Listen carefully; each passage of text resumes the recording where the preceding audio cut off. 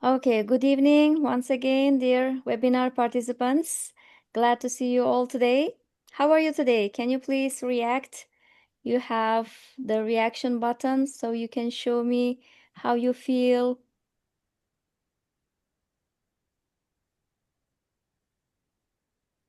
Great. Okay, good.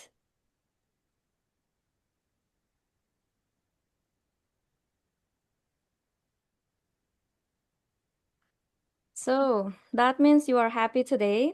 That's good. So maybe you are having a cup of tea or coffee and relax today because this is Sunday. And thank you so much for coming and joining to our webinar today. Even it's your day, it's Sunday, but you are still here. That's good. So today, our international webinar will be on IELTS success, and we have IELTS experts, IELTS instructors here. And first of all, I want to start with Prime International Webinar Series. So because we have new participants today. So Prime stands for Project, Research, Innovation, Mentoring, and Excellence. So we have some projects and also mini courses if you are interested. Please follow us on Instagram, Prime Academy Mentoring, and also my own Instagram account. And we have in Telegram channel teaching method webinar. So we will update about our upcoming webinar series. And also you can email if you have collaboration or cooperation. And also here you can see our contact number. So you can contact via Telegram. And here you can see Prime Academy Mentoring. We have collaborations. Um, in collaboration with ITEL. ITEL is from Indonesia, and Can Do Language Academy, that's from Iran, and Peneliti Teknik Teknologi Indonesia from Indonesian institution, and also Unclub Language Center of Klabat University, Manado. So we have mentoring mini courses. If you are interested, you can email or ask via Telegram or through Instagram account. We have mentors, international experts. Shelia, she's the lecturer, and also Meili Neman, she's also the lecturer, and Masood Sharifi Neshat, he is TEFL expert, and also Dr. Emilda, she's associate professor and researcher in TESOL. So we have several courses. Here you can see teaching methods. We have mini course on teaching methods, article writing and publication, research conference proposal, AI tools in education, and Global Kids English Club. And the benefit will be e-certificate and also materials. We share materials, PDF books, and time and place, comfortable, flexible via online Zoom. Sundays, once a week, 1 month. And here you can see our Gmail, Telegram, and Instagram. You can contact anytime. So we already started several courses, and if you want to join us, then we can start again in November, beginning of November, or in the middle of November. So you can join to another group. All right, so let's start.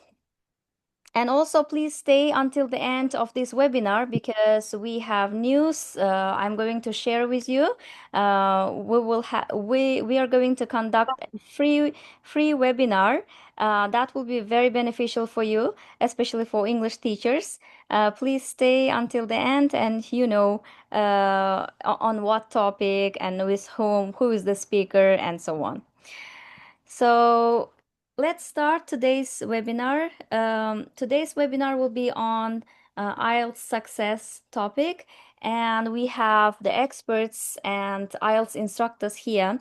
Asror Jumayev, our first speaker, IELTS specialist with overall band 8.5 and 9 in writing task 2, and experience across EFL, ESP, and IELTS, and band score with 7 and higher with his students in the past 2.5 years. MA in English Education, TESOL certified, BA from a UK university, skilled developer of IELTS and general English curricula, author of 2 general English books, for EFL learners. That's great. Congratulations on your achievement. Expertise in teaching general English, English for specific purposes, IELTS academic and general, SAT English preparation, and extensive experience in writing task to Band 9 training, successful through result-driven methods. So let's start. Are you ready, Asror?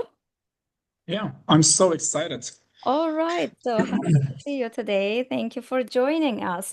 And here we have IELTS instructors, mostly English teachers, and also the students. So you can share your experience and your successful techniques and strategies, how you teach IELTS score, how you managed to achieve a higher band score for yourself, and also how you are preparing your learners. That's interesting for all of us. Thank you so much. Asror, time is yours. Yeah, thank you very much. I'm so excited to be here. Thank you for the opportunity to join you all, guys. Good evening, everyone, one more time. And today I'll be doing my best to contribute my own share to your development to get a good score, decent score from the IELTS examination. While for the past decade, I've been doing my best to teach students to get a good score. Well, I am going to share what I have found the most effective methods, particularly writing task two, because that is two-thirds of your overall writing score. So today I'll be doing my best. I think nobody will regret spending time and watching the presentations that I've been preparing for you all, guys. So to cut the long story short, let me share my screen and start what I have prepared for you guys. So is that visible? Yes. Yes, yes. Right.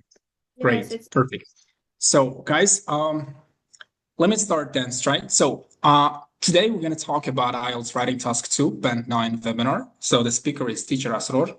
Let me talk about who I am, okay? And why you should be watching me and why you should be getting the advice that I'm going to tell you seriously. Why the advice that I'm going to come up with now is going to really be worth and helpful for you. So briefly about myself. I'm Asror and my IELTS overall score is 8.5, with my writing task 2 being at band 9. So you can see the proof next slide. So M8 is all CFR C1 holder, and over a decade I've been in this IELTS journey. So all of my students in the past 2.5 years scored 7 plus overall score, and this is what I require myself the most to help my students to get at least 7 because of many reasons. But the first one is like I want my students to be the best. So, and I all the time demand the hardest things that I need to know as a teacher to help my students at least get a band 7. And in Uzbekistan, the government is helping a lot. If you get a 7, then they will pay you back. Like it's around over $200 now, the IELTS registration exam. So you can get your money back if you get overall band 7. So that's the best chance the government is giving to the IELTS learners. So I'm trying my best to help my students get their money back. So my top student score is band 8.5 with the writing being an 8. And I have been creating a lot of video lessons that help learners move from 6, 7 to band 8 in writing. Because, as an IELTS exam taker, the writing portion was the most difficult part for me to get a good score, a decent score from. So I have been taking the IELTS exam 11 times so far, and my poorest result has always been from this writing portion. So I said like, no, today I'm gonna start it differently and hit at least C2 from the writing portion. And I got 8.5 from the writing part, and I required the IELTS organization to give me the score breakdown so I can see what my breakdown scores are. So let's talk about it. Last year, I got 8.5 from writing, and my score breakdown is like this. Overall 8.5, writing task 1, 777, and writing task 2 is complete 9 in all 4 criteria. So today I'm going to talk about how I did it and what you should know about the secrets behind a successful score, behind a successful performance. So I think this is enough to sound as a credible source of information for you all, guys. Today, what will I teach today? First, we will be talking about the IELTS criteria itself, public version that everybody can find it on Google. And we'll be talking about IELTS criteria, the my version, okay? My version, which means like I have changed the public version into my version so it becomes easier for everybody to know exactly what the public version is requiring you to know and to do. And if you follow these let's say steps or advice, you can also upgrade your writing score from, let's say, 6.5 to 7.5 and even more. So we'll be talking about my version. Unfortunately, I have only 30 minutes to talk about these secrets, so it's impossible to explain every single thing about the IELTS secrets. But I am going to show what the secrets are, and I'm going to talk about 7 secrets of them due to the limited time. But at the end of the presentation, I will tell you guys how to get the full package. Okay. So today we'll not be focusing only 1 or 2, but a dozen of IELTS secrets behind a band 9, or the secrets that have really helped me to get a band 9 on writing task 2. So let's cut the long story short, guys, and move. So this is the public version, guys. I know all of you, like I believe you have seen this before, and there may be somebody who has never seen this before, and this is not a good sign. Why? Because this is what the IELTS examiners assess your writing through. Okay, if you want to get a good score from the writing part, you must pay attention to writing task 2 because it is 66, like 2/3 of your overall writing score. And this is how they check your writing. This is the assessment process. This is the assessment criteria. As long as you understand this, what this means, okay, these 4 things mean, then you can get a good score. So task response, coherence, cohesion, lexical resources, grammatical range, and accuracy. I usually divide these 2 as like general English. Okay, these 2, lexical resources and grammatical range and accuracy, but these 2 as the IELTS stuff, okay? Which means like before you step in the IELTS courses, guys, you must know what lexical resources and grammatical range and accuracy really mean. Unless you understand them, unless you build a good vocabulary foundation or grammatical foundation, guys, it is virtually impossible for you to get a good score.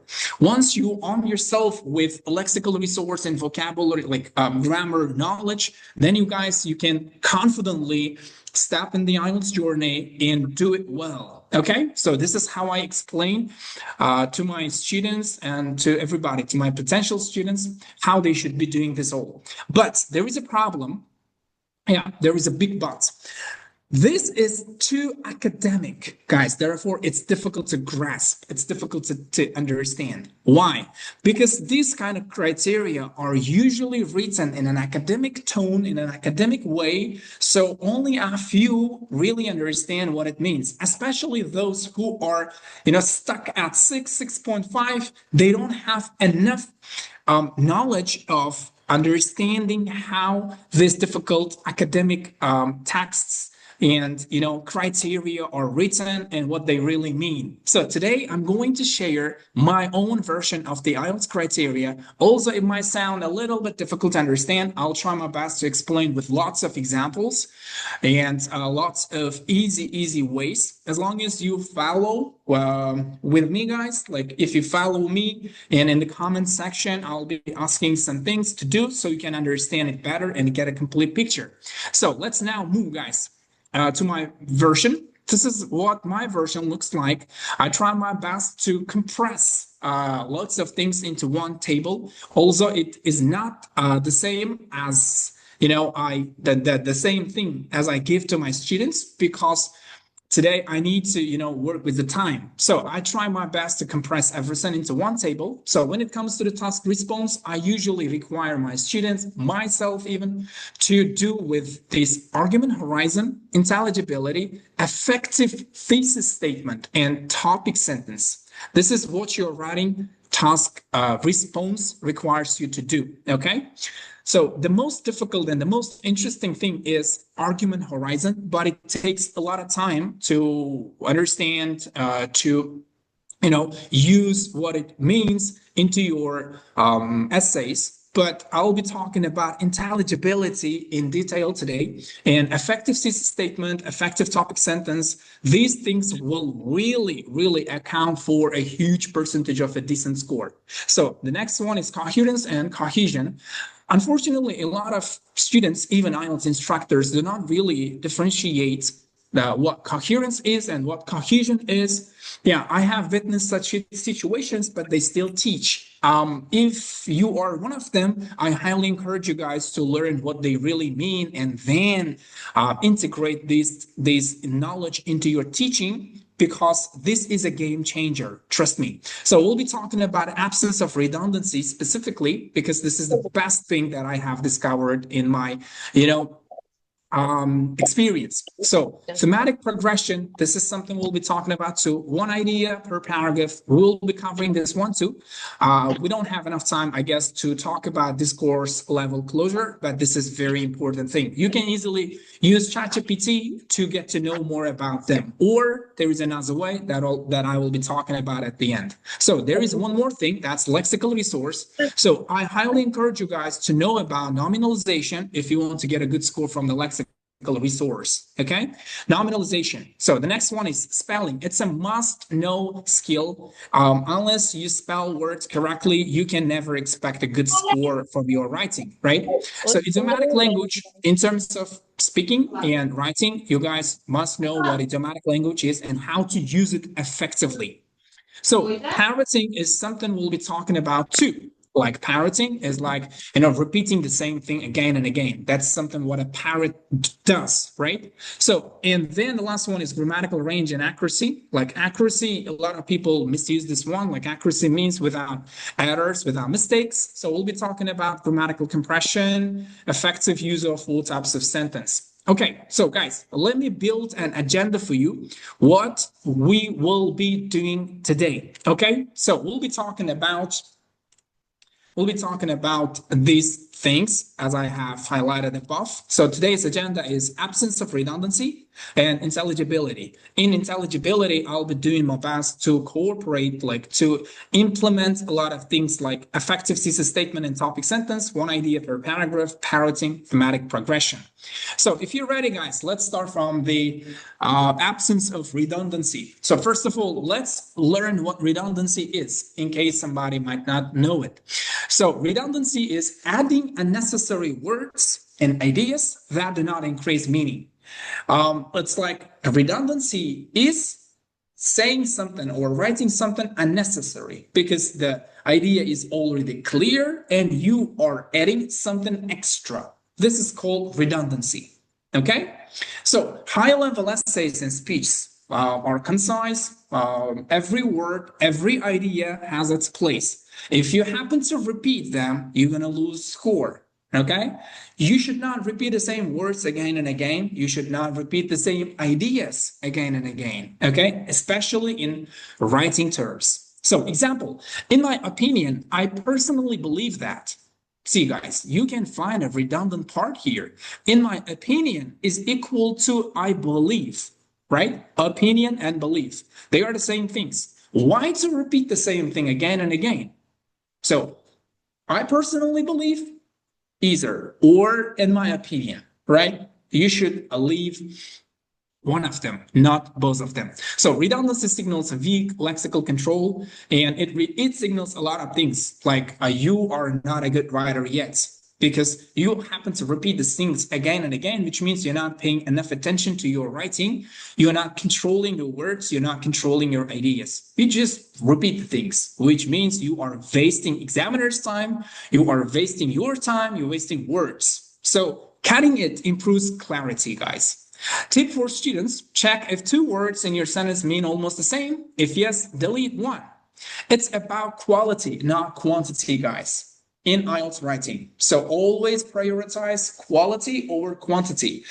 Some people think that I need to write at least like 300-400 words, and in order to be able to do so, I need to increase the number of words. And this is exactly what I'm talking about. Redundancy is created in this way. Guys, if you try to increase the number of words without really increasing the meaning, without really contributing to the meaning, guys, you are going to lose a lot of scores on writing, task response, on coherence, cohesion. Trust me, it's not about the number of words. And I don't really believe, or the examiners that I have worked with have never told me that they have counted the number of words. The most important thing that they pay attention to is the meaning, how meaningful your writing is. So always keep that in mind. Like you need to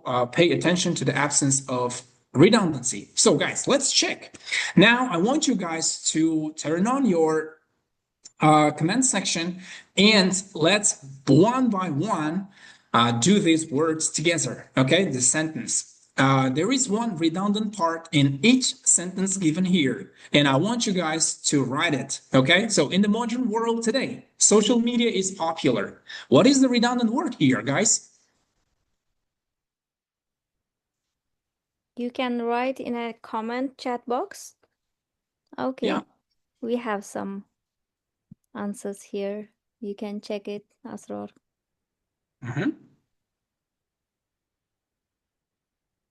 So I'm trying to manage the time. So guys, I cannot wait more. So the answer is right. Today and modern. Guys, we need to choose either one. Modern or today. In the modern world today, like modern and today mean the same thing. So in the modern world, social media is popular. Or today, social media is popular. Okay, so what about the second one? Each and every citizen has the right to vote.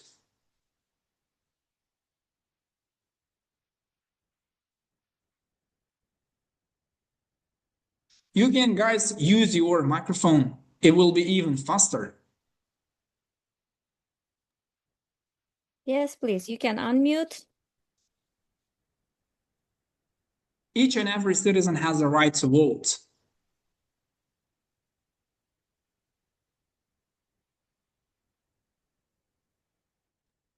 Well, when it comes to the second sentence, we have to remove either each or every because they, I mean, almost the same. Perfect. Perfect. Yeah. Yeah. Great. Each or every. What about a third one? The main key reason why pollution is increasing is industrial growth.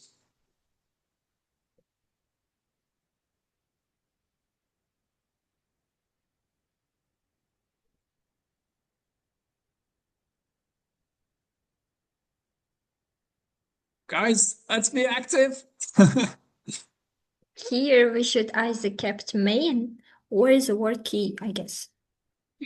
Great guess. Yeah, you're right. What about a final conclusion? Is that stricter laws are necessary? The word final and conclusion is Final and similar. conclusion. Yeah, perfect, guys. What about the problem is not only serious but also very severe?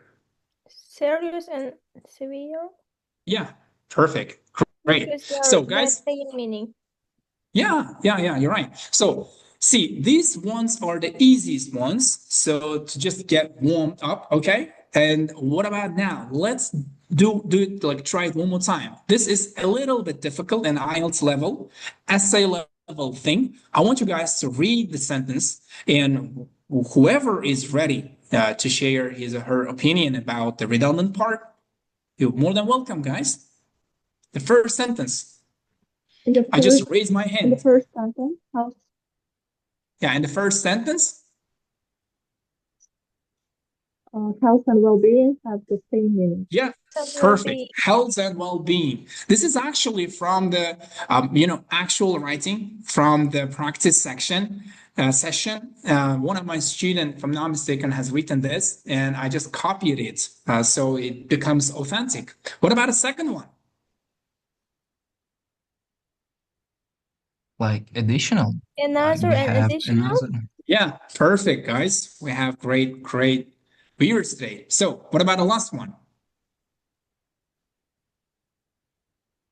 Important key, I guess. Important Yeah, keys. important and key. Yeah, perfect guess. Great. So I believe, guys, you have learned what redundancy is and how to remove it, right? Once you practice, how to remove the redundant part, trust me, guys, your writing looks much clearer, and it looks the one written by a perfect writer. So practice that all the time, okay? So now let's move on. Let's start talking about intelligibility today. So intelligibility means ease of understanding something written or spoken, which means it's your duty, it's your obligation to make things clear for an examiner, for a reader, whatever you do. Like if you write or speak, it's your obligation to make it easy and intelligible as possible, like as much as possible. How to reach that level? Two important rules that I all the time encourage my students to follow. The first one is rule number one. Your thesis statement must be followed by your topic sentence. So the thesis statement, which is the second sentence of your introduction, must be followed by topic sentence. Topic sentence is the first sentence of your main paragraph. So they must mean the same thing. They should not mean different things. Once you write your introduction, like your thesis statement, you must let the examiner know what these essay is going to be about and what your main paragraphs will be about. So your thesis statement is the brief roadmap of what your essay is going to be like. Okay. And rule number two is one idea, one paragraph. I most of the time see like those who are stuck at 6.5 in terms of writing, they usually, write two or three ideas in one main paragraph. That is the biggest problem. That is the biggest mistake. If you want to get a decent score without spending a lot of time on preparation, guys, first game changer that you must follow is write one idea in one paragraph. Do not write 3 or 4 ideas in one paragraph. That is the biggest game changer. Okay. So the last time I took the exam and when I got 8.5 and 9 from writing task, so that's what I did. I wrote 5 main paragraphs, introduction, conclusion, altogether 7 paragraphs over 500 words. Yeah, I'm very quick typer, but what I did there was I gave one idea to one main paragraph. So I had 5 main ideas and 5 main paragraphs. So if you follow these 2 rules, guys, you're going to get a very good score within a very short time of period. So now let's unpack what rule number 1 really means. Introduction has 2 functions, 2 sentences. First is paraphrasing, like avoid parroting. You need to paraphrase the topic given, right? But try your best to avoid parroting. Parroting means repeating the same words, the same phrases again and again. So you had better not touch anything given in the topic. Okay, that's what you need to do in your first sentence. Second sentence that we are concerned about today is thesis statement. Thesis statement is a roadmap, as I told you about, which must tell how many paragraphs there will be below, and also tell what main point will be discussed there. This is what a thesis statement, an effective thesis statement, looks like. So, for example, let's choose one topic, guys. Some people think that advertising aimed at children should be banned because it puts pressure on them and their parents to buy things.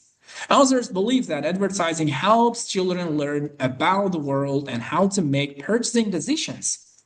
Discuss these views and give your own opinion. So this is the discussion part, discussion type of essay.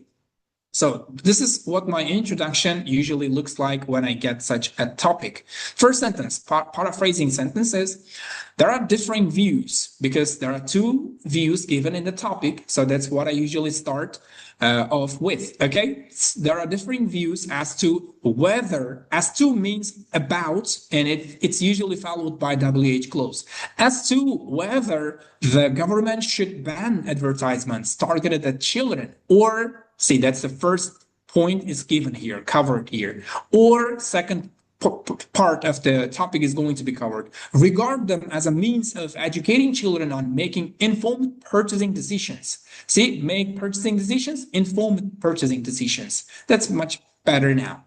So what about the thesis statement, the most important part of your essay? Okay, the most important sentence is thesis statement. But like, while both of these arguments appear valid to some extent, as I have already covered what these 2 points are, I should not repeat them. Otherwise, I may end up with redundancy and lose a lot of score. So while both of these arguments, I'm just referring back. Okay, this is a great sign of a good sense of cohesion and coherence. While both of these arguments valid appear to some extent, I believe a balanced approach is necessary. So this is what I need to do. Give your own opinion. That's the part of task, and I am doing the thing. I believe a balanced approach is necessary, as anything can be harmful unless properly regulated. That's the relativistic point of view, guys. So there will be 3 main paragraphs, as you may guess, guys. See, this statement is telling the examiner that there will be 3 main paragraphs below. First, it's about banning, with the main paragraph number 1 being about banning the advertisements targeted at children. Second main paragraph being about not banning because they can be beneficial. In main paragraph number 3 being about a balanced approach. This is what a nice, effective introduction should look like, guys. So I guess everything is clear right here. So let's move on. Next step is to write a topic sentence. First sentence of each main paragraph must support the thesis statement, but in the right order. So what was the first main point? It was about banning the advertisements targeted at children. So the first topic sentence should be about banning such ads, or why to ban them. First topic sentence of mine.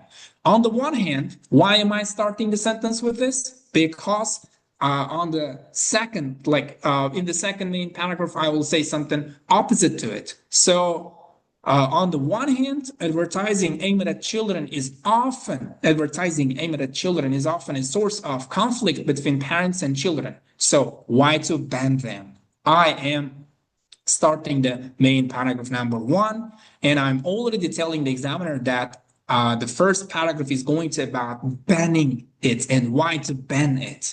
Now, the rest of it should be something like to support the topic sentence, okay? And in this part, you need to showcase your grammatical and lexical items, okay? So, simply put, that's what I love as a cohesive device. Simply put, in other words, such advertisements target children psychologically with colorful content and cartoon features, which eventually make them throw tantrums at their parents.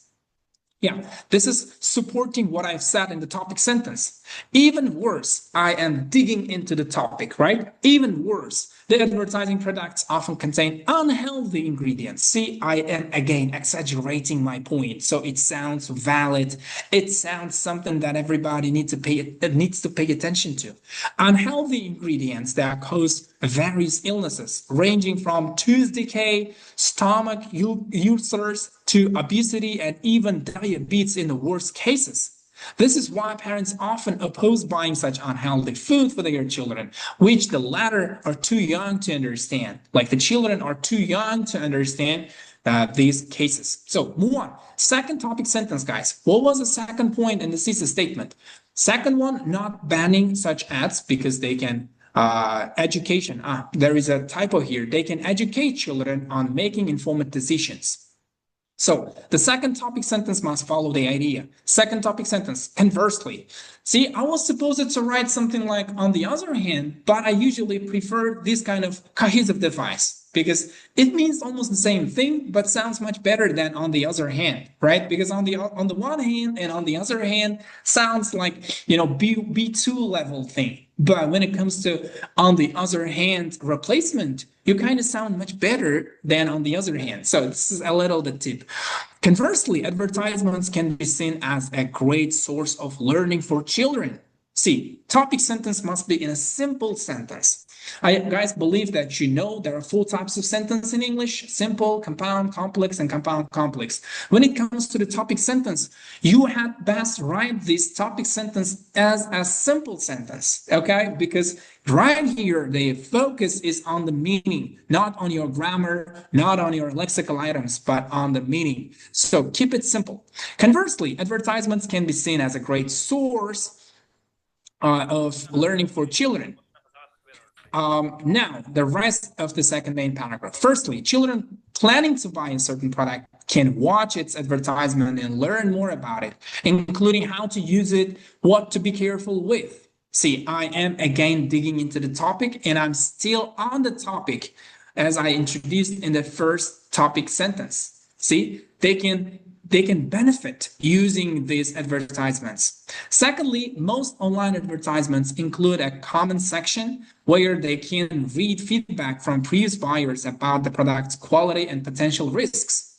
See, it's again about its use. Armed with such information, I love this phrase, by the way, armed with, having this information, which means armed with such information, children can often make better purchasing decisions. So now, third topic sentence. Before writing the third topic sentence, we need to remember what was our, third point in the introduction. It was a balanced approach is necessary, right? So the third topic sentence must follow the idea. Third topic sentence, both of these sides are right and wrong at the same time from a relativistic point of view. Relativism, it's an ideology that explains, that teaches people that nothing can be 100% correct, right. Understand? So this is kind of template for me whenever I believe either side sounds 100% correct. I usually find something in between, which is relativistic point of view. When two ideas even do not sound correct, guys, use this point, okay? Relativistic point of view or relativism. Include this idea as your idea in the third or fourth paragraph, then you can get a very good score, because this shows that you have the psychological point of view and you are already mature to understand such things in life. And IELTS examiners usually value these points very, very much, because they also look for somebody with a mature sense of understanding the world. So guys, this is a little bit trick of, my successful performance. So both sides are right and wrong at the same time from a relativistic point of view. Now let's unpack what it means. From a practical standpoint, while it makes little sense to promote unhealthy products, it is still beneficial for children to learn how to make informed choices. Encouraging this skill through advertisements for healthy items could create a win-win situation. See, instead of banning them altogether, let's do something different, right? Let's help them to make a better choice and watch advertisements for healthy items, right? And this is a win-win situation. By the way, a very great, idiomatic language right here. So I guess it's clear so far, guys. Everything that I've been telling you, like intelligibility, one idea, one paragraph, everything that we have, we were going to cover today. So intelligibility, yeah, everything. And right here, we were talking about absence of redundancy, done, intelligibility, done, effective thesis statement. I believe, guys, you have understood this. And one more time, I'm going to encourage you guys to learn what an effective thesis statement really is. Otherwise, you can never get a good score. It's like equal to, overview sentence in writing task 1. Unless you write an effective overview sentence in your writing task 1, guys, you can never get a good score. Because this really happened in my experience. I did everything perfectly unless, like until the point of overall sentence in writing task one, and I ended up getting 5.5. And my score breakdown was like 4 on my task achievement in the writing task one. So if you are not a good writer when it comes to the thesis statement and overview sentence of your essays, you can never get a good score, guys. So effective thesis statement is the most important sentence, and topic sentence as well.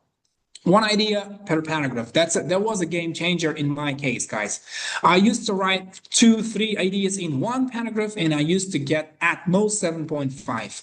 And once I changed that, I got like 9 on writing task 2. And parroting, that's something that you need to be very, very careful with too. Repeating the same thing again and again is not a good idea. And thematic progression is something that you have written, you have set the examiner that you are going to cover these ideas, and your topic sentence main paragraphs are covering what you have promised to cover in your thesis statement. Then this is a thematic progression. Then you are getting a good score. Trust me, this is a real game changer, guys. So today, guys, we had only 30 minutes, and I've been trying my best to cover everything as much as I can. And you have, guys, special offer. It's impossible to explain all of these secrets in only 30 minutes, but it's possible to contact me after the webinar and get the full package. Write to me through Telegram to this username like Asror John, and you can write promo codes with our favorite professor, Dr. Rima Sotlikova, 50% discount you can get, guys. Or you can simply scan this QR code and you can get to me easily. So it has been so exciting moments with you guys to explain and contribute my own share to your development. And I'm really glad to be here talking about this, what I've been learning. So if you have any questions, you are more than welcome, guys, and I can answer your questions. Okay, thank you so much, Asror. We have a question here. How to develop the idea and not be afraid of going out of the topic, the rest part? Yeah, it is the most difficult part. And in the beginning, I said about argument horizon, and it is something that can answer this question. Argument horizon is something the most difficult to develop. So the best thing that I did, and I encourage my students to do too, is to read as many essays as possible, and not only read, but make a list of the ideas that the essays have covered, and they need to try to learn why these essays have got a good score. They need to, first of all, ask themselves what they cannot write, and that what is stopping them from getting such a good score. So last year, I clearly remember what I did.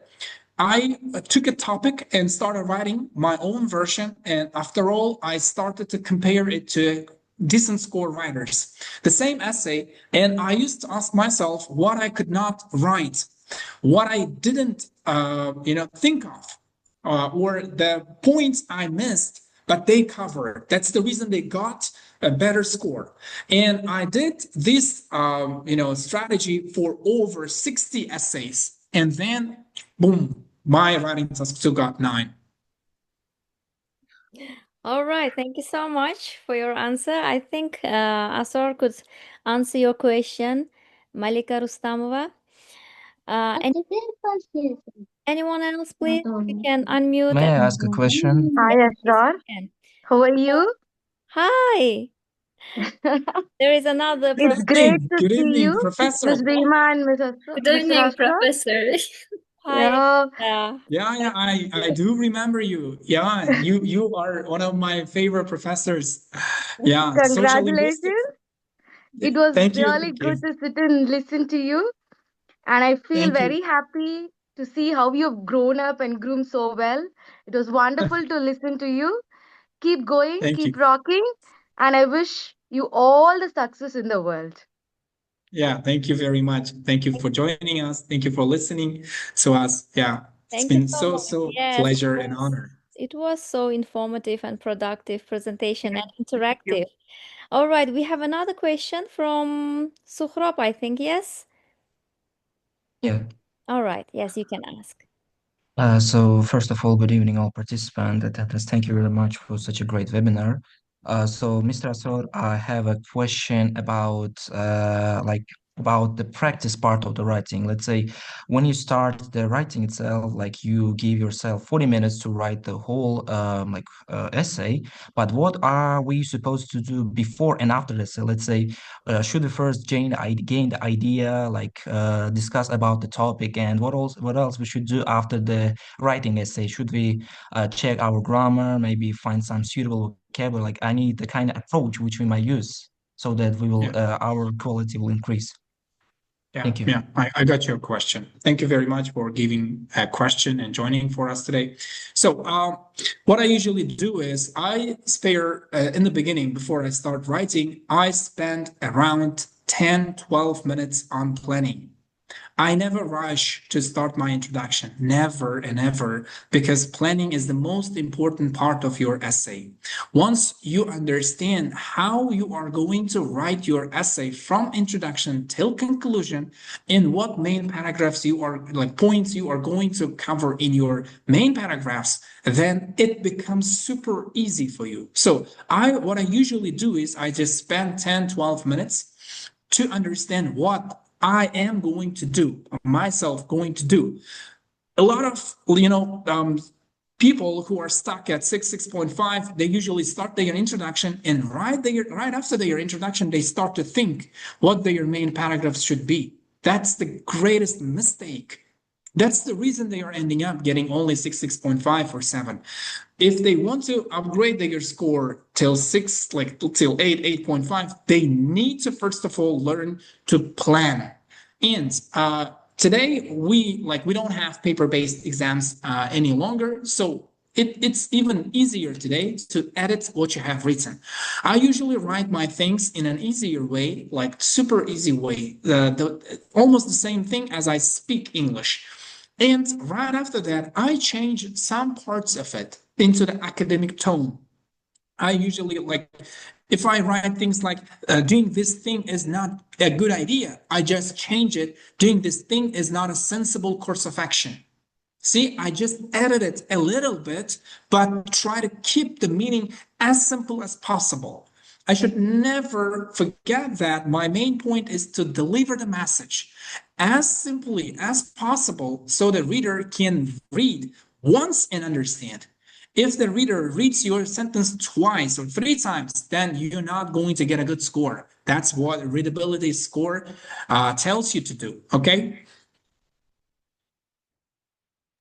Thank you very much. Okay, thank you so much. Any other questions? Okay, so I think it was clear, informative, and interactive session. Thank you so much, Asror. I really liked your creativity about the code. I already screenshot and shared it in my groups, in teaching webinar group in a Telegram channel. You can find that. So anyone, if you want to join to Asror's course, then you can use the code and get 50% off discount. Yes, that's really nice. Thank you so Thank much. you. It Thank was you. nice to have a session with you, Asrar. Thank you. Thank you. Thank Now you. I'm going to share a certificate with Asrar, and big applause, please. Is it visible? This is for Asrar Yeah. Jumayev, Wow. and Thank you. Thank you I'm very going to much. send it to you. Okay, so big applause. Thank you. I'm so glad to see such a certificate. Yeah. I didn't even know that I would get a certificate. Thank you very much for your attention. Thank you so much for your time and effort. It was really informative and productive. I think the participants got the benefits from your presentation, and they are going to achieve their dream IELTS band score in the future. Yeah. Thank you. Inshallah. Thank you. All right, so now we are going to move on with the next presenter, Akobirkhon. Let me share. All right, so Akobirkhon Akbarov, he is one of the active participants in our international webinars of Prime webinars. I don't know how he can manage his time. He is teaching in several institutions and also doing IELTS courses and also joining for our international webinars. Really good job. And his BA, bachelor's degree from the Uzbekistan State World Language University, MIT Seoul, Webster University. Experience, here you can see ESL, IELTS instructor, head teacher in Registan Learning Center, teacher trainer, curriculum and assessment developer, over 6 years of teaching experience. Very good job. Students' results overall band 7. Band 7 plus in writing and up to band 9 in listening. Students work in the education field both in Uzbekistan and abroad. So certificates, IELTS, CEFR, TESOL, TEFL, IELTS teacher training by British Council, and category 1, the first category, teacher at Registan Learning Center. And skills, classroom management, curriculum development, differentiated instruction, educational technology, student assessment, and parent communication. Yes, this is very important, yes, to have triangle shape, parent, teacher, and students. So he follows for parent communication. And here you can see Instagram account and Telegram channel. He has about 500 participants, followers in Telegram channel. You can also join. And also he's expert in IELTS. So let's see. Akabirkhon, are you here? Yeah, I'm here. Thank you so much for joining us today. Even it's Sunday and I know you are busy, but you had time to join us. Thank you so much. I respect it. My appreciation. Now it's your time. Time is yours, Akabirkhon. You can share your screen. Yeah, Assalamu alaikum everyone. I'm very glad to join this webinar. I've been joining as a listener for the couple of webinars from the beginning, I think. And now it is quite honor for me to be participating as a guest speaker. So thank you for introducing me. And I think our webinar is going to be very fruitful for our auditory. That's why let's get started. So I'm sharing my screen. So is it visible? Yes. Yeah. Yes. Mm-hmm. So, and today's webinar is going to be effective, and I am mostly going to be paying attention to the methods. And since I think most of our listeners are teachers, and I'm going to check with one question. So, show me your reaction if you are IELTS instructor, with a kind of thumbs up if you are IELTS instructor, or if you are going to teach IELTS students, please applause. 2 reactions.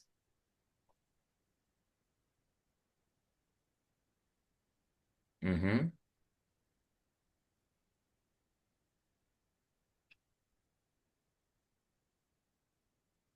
I think our webinar participants are mostly English from the English field. That's why I'm not going to teach them any kind of learning process, and I want to focus more on educational methods. So as a welcome and icebreaker, I want you to tell it to tell a trust, one truth and one lie about teaching addition.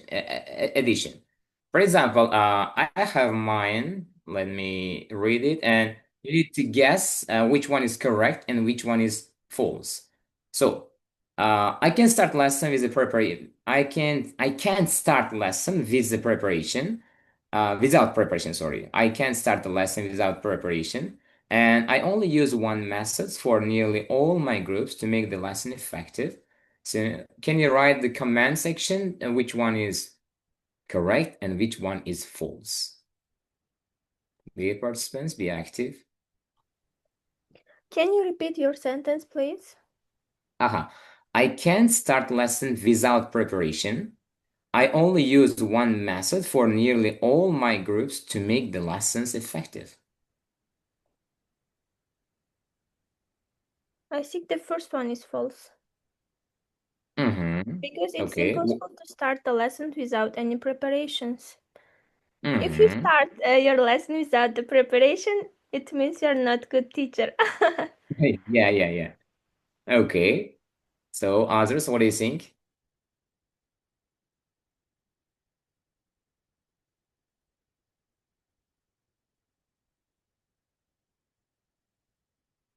All right. So for this occasion, I made some tricky that I use a trick. Actually, both of them are false. Sorry for making It's you good. upset.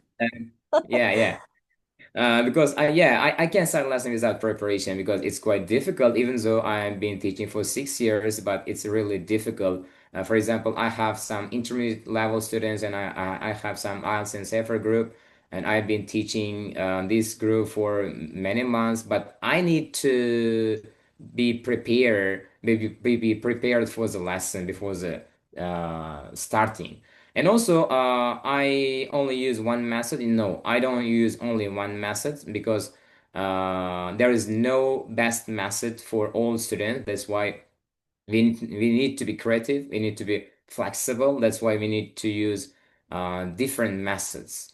By the way, when I studied at Webster, our methodology teacher was Miss Rima. Thank you for teaching very excellent experience. I've been using all the kind of advice that you gave us. Thank you. And I'm going to watch, I'm going to show you one video. I think most of you are familiar with this video, and we will announce after this video. We'll go on after watching this video.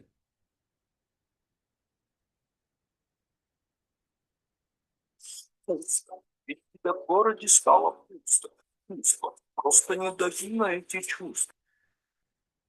Have you watched? Yes. Uh-huh. I have. Uh-huh. So, do you have this kind of experience? Is there anyone who has a kind of feeling?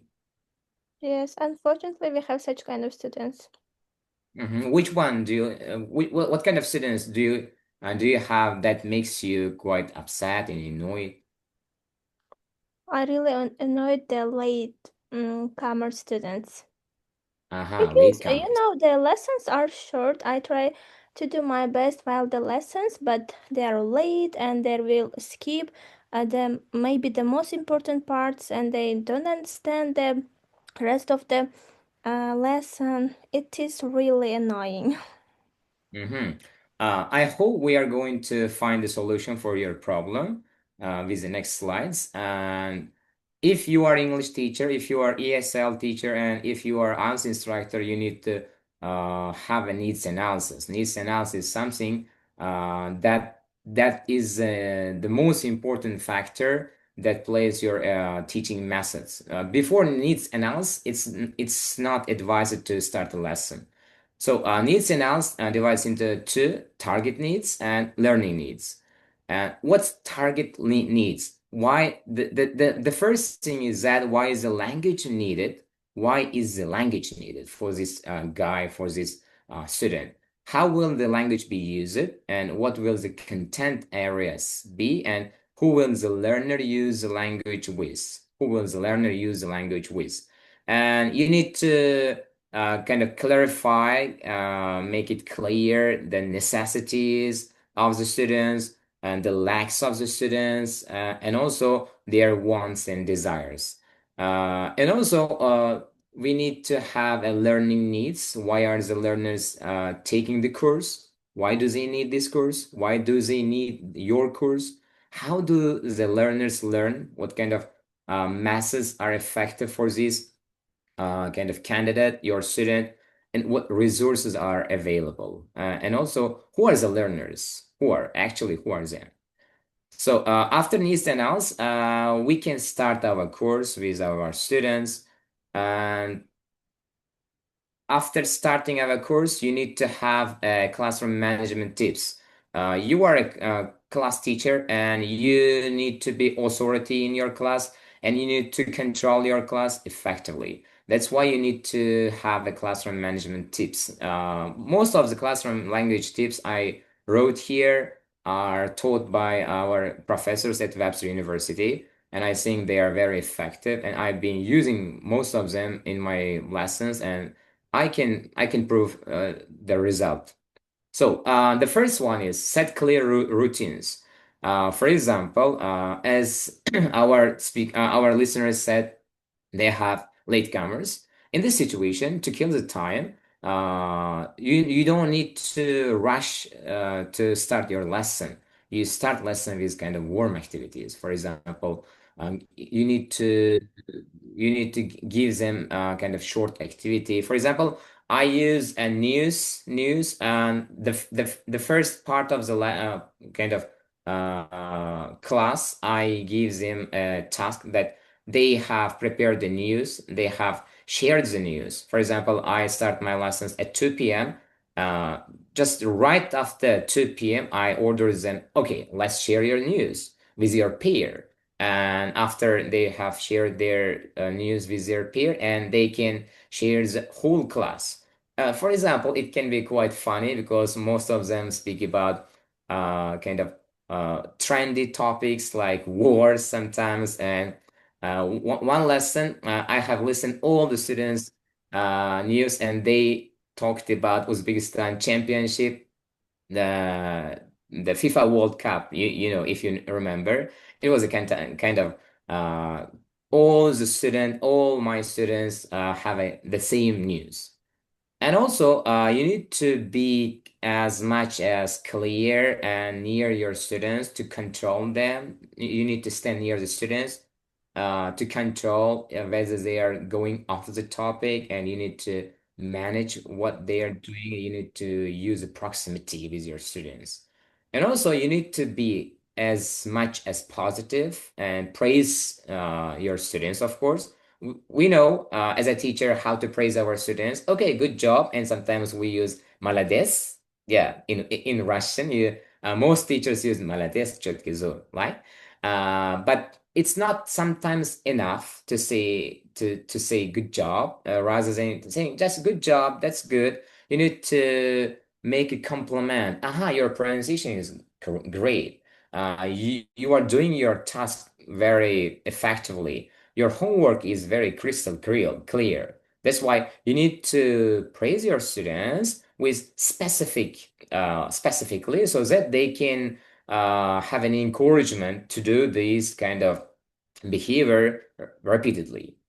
And also, after classroom management tips, you need to have a teaching techniques.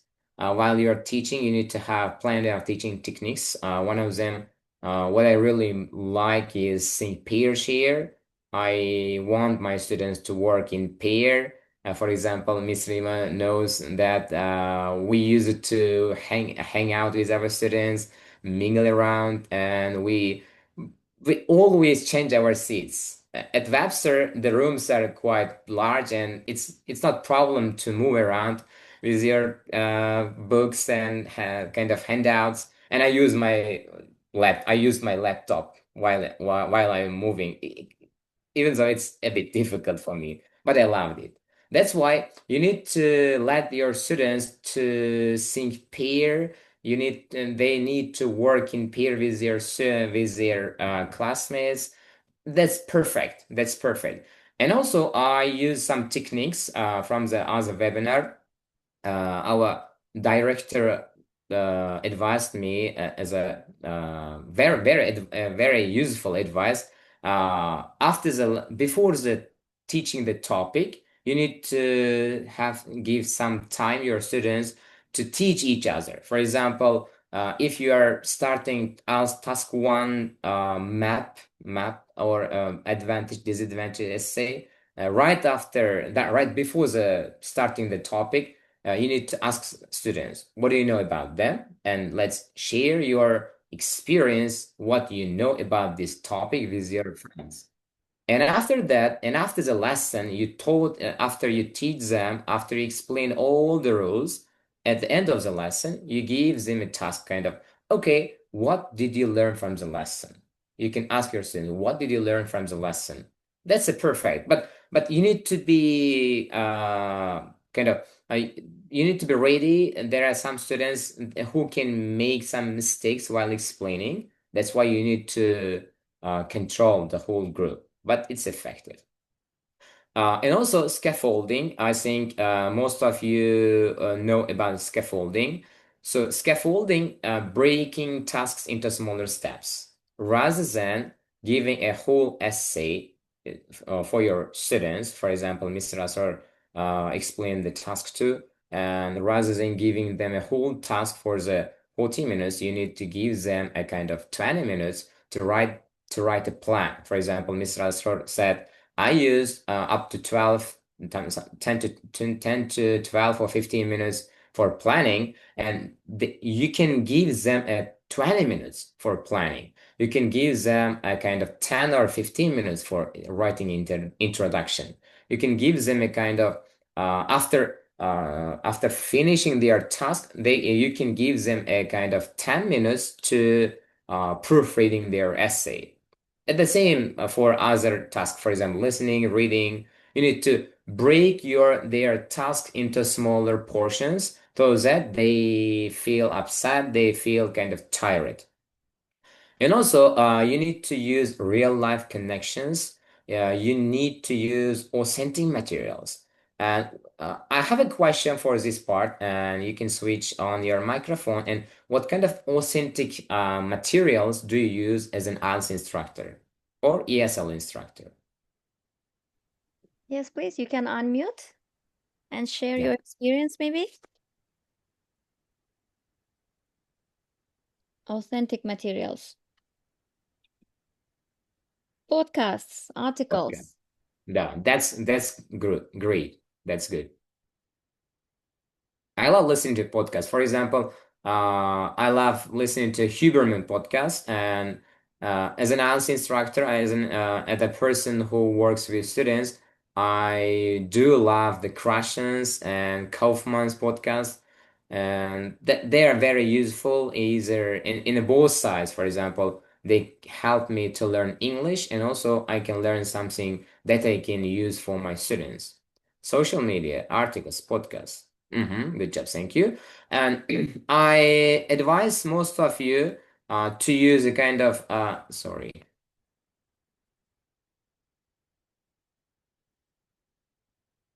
Yes. Yeah. I advise all of you to use real life authentic materials. For example, they have a kind of label Cambridge assessment. If you are using a kind of course book, pay clear attention their authenticity. Cambridge assessment is a organization that create us materials. That's why they need to use the first of all, they need to give the priority to this publisher. Can we say publisher? Yes. And also, there are some journals, articles, and I'm going to show you one of them. Just a second. So, where is?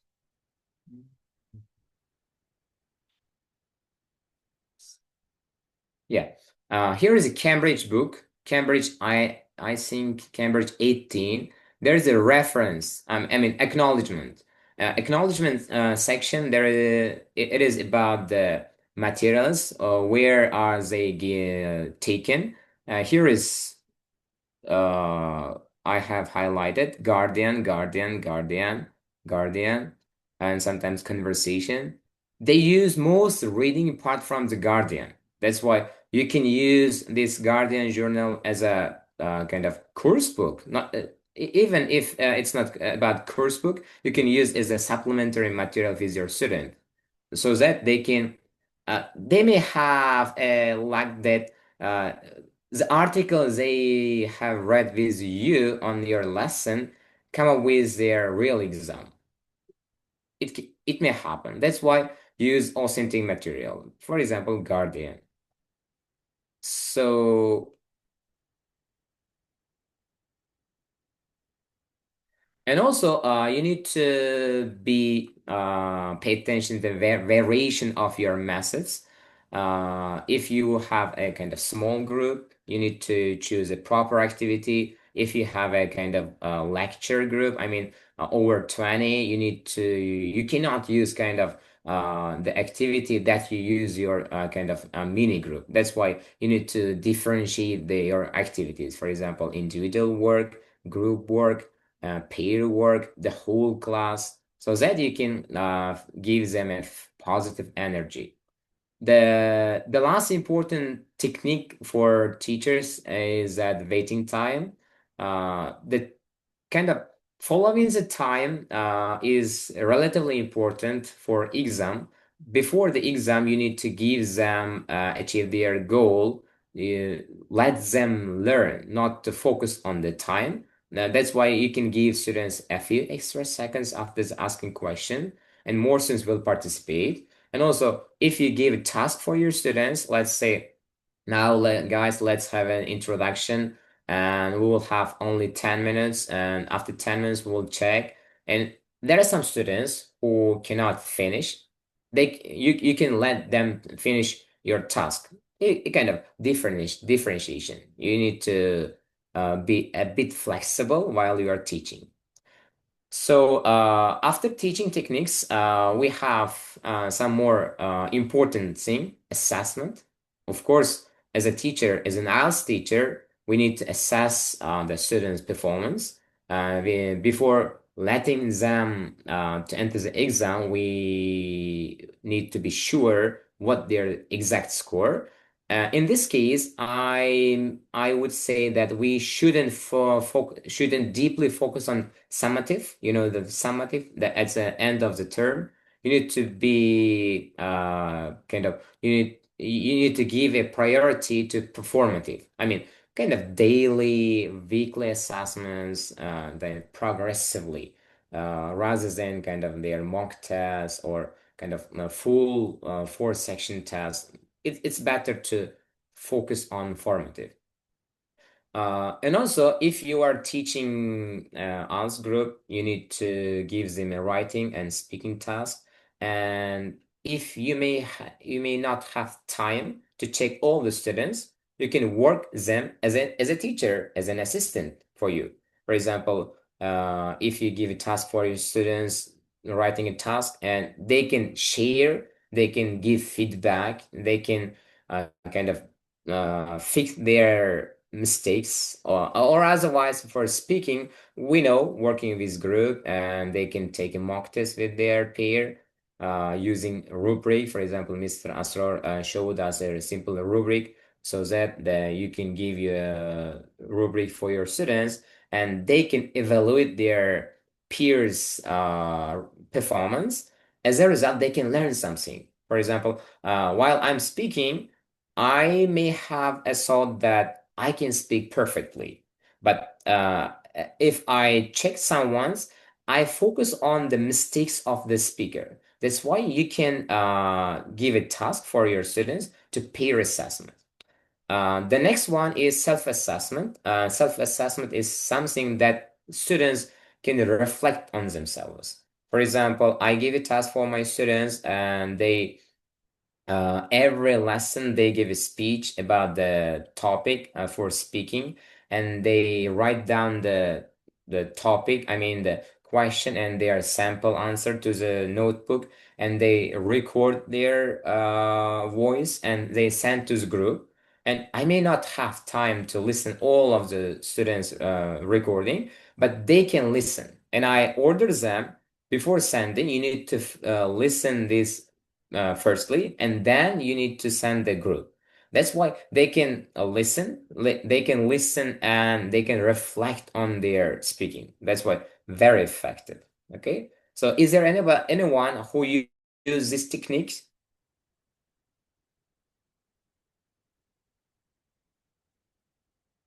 if you are attending actively, you can answer.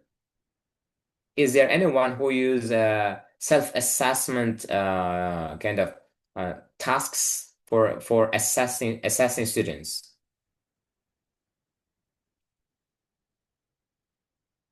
Very good technique, yeah. Nasiba Zaripova, yeah, thank you. That's very effective technique, yeah. So yeah, and the next one, as a teacher, our students want us to give feedback. For example, every time I took a mock test, my students at the end of the speaking test, and I said, "That's the end of speaking test, and your exam result will be announced after 3 days. Thank you for participation." And they immediately asked me, "Teacher, can you give me feedback?" Yeah. In this situation, you need to give, first of all, positive feedback rather than you did this mistake, you did this mistake, rather than speaking about their weaknesses. You need to praise your students, starting from positive. Okay, your fluency is excellent. Yeah, and also you use some topic related vocabulary while you are speaking about this topic. But you may have I have some suggestion about how to improve your kind of grammar. And then you can swiftly move on the weakness. And at the end of the feedback, you need to give them encouragement so that they shouldn't stick on the last feedback that you give as a kind of negative feedback. You need to give some encouragement. Even though you have some grammar mistakes, but they are kind of slips, and you can fix it kind of easily. So the next one is error logs. It's a kind of uh, connected with the feedback sandwich, and the rest of the presentation is connected with errors. And you can give them a list of their common mistakes, and they can create themselves. And for example, when I was applicant while I'm preparing for master time, and I have a kind of notebook, when I do a test, the topic that I made, I just write down. I just wrote down the mistakes, and I go back and check this topic. For example, for your students, if they're making mistakes with spelling in listening many times, it's a must that they need to work on these mistakes rather than others. And also, they can create track progress. They can write down their daily score for mock tests on daily kind of listening, reading, and the speaking score as a kind of motivation, as a kind of reflection for them. So let's move on the next slide. Next slide about the error correction. Error correction, the different types of error correction we have, and I have note down some of them. The first one is immediate and delayed correction. Immediate correction is the teacher corrects students on the spot while they're speaking, for example, grammar and pronunciation, but it can interrupt the fluency. And the next one is delete. Teacher may spot the mistakes, but didn't open the kind of mistake. It encouraged fluency first, and then accuracy. And it can be speaking. Uh, after the speaking, they can give correction. The next one is Sorry self-correction. for interrupting, Akobirkhon. You Uh-huh. still have 5 more minutes to wrap up and Uh-huh. question and answer after that. Okay, I will try my best. So the next one is self-correction and peer correction and teacher correction. We have talked about this one, and self-correction kind of reflection, and peer correction while they are working with their peer, and teacher correction, we talked about it. And the next one is explicit and implicit. Explicit correction is teacher directly explain the error and give a correct form. For example, you should say that, not good, for the if you have a kind of beginner elementary students. And also, the next one is implicit correction. Teacher reformulates the student's error naturally within the correct version. For example, the student, she go to school yesterday, and teacher said, yes, she went to the school yesterday. You can use this for your us students as well. And the next one is repetition with emphasis, elicitation, and metalinguistic and clarification and reformulation.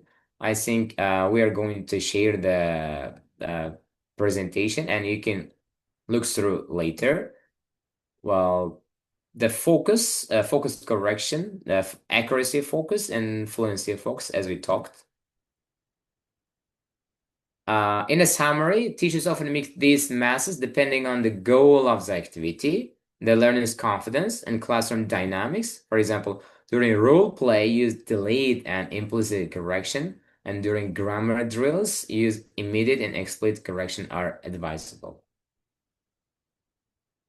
So I have quick advice for listening. If you are IELTS instructor preparing students for listening, here is a list of ideas how to improve their listening. Pre-listening, of course, important, and while listening and post-listening. Yes. And there are some practical tools I have wrote here, and you can look through.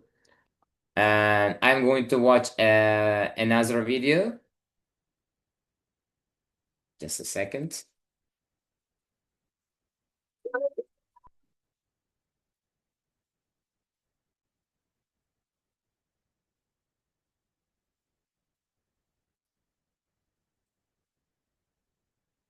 Yeah, I think most of you may have already watched this video, but I want to share there because as a teacher, we are candle. We need to flip the room. That's why uh, any kind of problem in our life, we need to be a teacher. We need to be as much as positive with your students.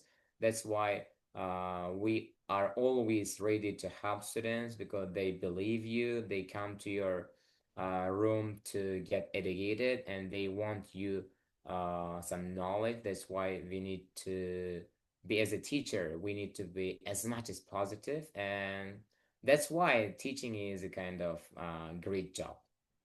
And I think that's all for today, and thank you for joining, thank you for listening, and Miss Rima, thank you for inviting us to such a good webinar.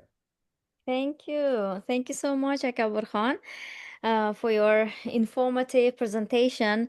You covered many things. Actually, the topics that you covered, we shared them through the whole term, but you tried your best to cover them in your presentation. It was so informative and productive presentation. Thank you. And now I'm going to share with you your certificate here.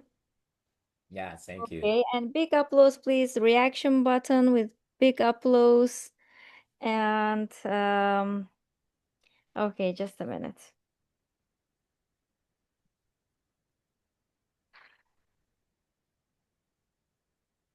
Thank you, Miss Rima. Thank you for your time and effort, Akobirkhon. You did really good job. And dear participants, I'm going to share with you what I promised you. Oh, before that, I want to ask if you have any questions. Do you have any questions? Yes, I have. May I ask, Oh, yes, please. Miss Rima? Do you have any book for practicing the listening? Which book can you recommend us? For listening, I don't recommend books, but there are plenty of useful books. But I do recommend listening what you love. The short, what you love. For example, I give a task for my students. They can listen to podcasts that I give them a podcast and they use a kind of type script. But if you don't like the podcast, you may not enjoy, you may not understand. For example, I don't listen any kind of podcast. I just before I have said I listen to Huberman and sometimes Krashen and Kaufman because they are very useful for my teaching style. That's why You need to listen what you love. Okay, thank you. Mhm. Yes. Okay. Okay. Thank you so much. Yes, what you listen is based on your interest, hobbies. Yes. So we can just suggest, but we can select ourselves what works best for us. We know the best. Okay. So now I'm going to share with you what I promised you at the beginning of this session. We are going to conduct a free webinar.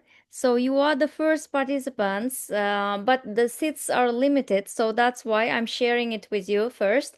So you can scan with the code and please register for this webinar. Why? Because we are going to Dubai in February next year.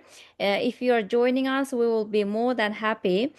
We have a speaker here. She's going to share how to write a conference proposal because we had TESOL conference recently at Webster University, and we were so happy to see our students who presented, but there were also some students who really wanted to present, but then they didn't know how to write conference proposal. So we are sharing conference proposal tips with Dr. Melanie.